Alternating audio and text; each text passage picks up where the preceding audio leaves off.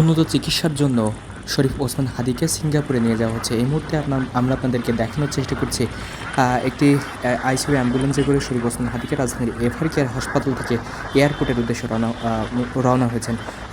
ইতিমধ্যে আপনাদেরকে জানিয়েছি যে আজ সকালেই কিন্তু শরীফ ওসমান হাদিকে বহনকারী এয়ার অ্যাম্বুলেন্সটি কিন্তু ঢাকায় পৌঁছেছিল এবং তারপরেই রাজধানীর এভার কেয়ার হাসপাতাল থেকে শরীফ ওসমান হাদিকে অ্যাম্বুলেন্সে করে এয়ারপোর্টে নিয়ে যাওয়া হচ্ছে এবং সেখান থেকে কিন্তু উন্নত চিকিৎসার জন্য সিঙ্গাপুরে নিয়ে যাওয়া হবে।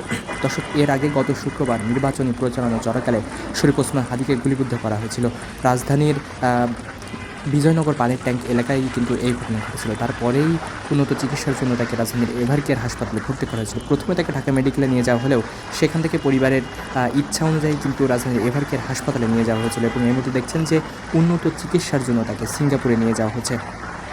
আমরা আপনাদের সেই দৃশ্যটি দেখানোর চেষ্টা করছি।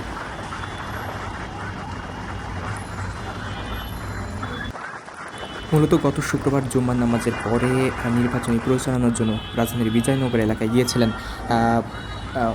ইনকলাব মঞ্চের মুখপাত্র শরীফ ওসমান হাদি এবং সেখানেই কিন্তু দুর্বৃত্তদের গুলির আঘাতে তিনি আহত হয়েছিলেন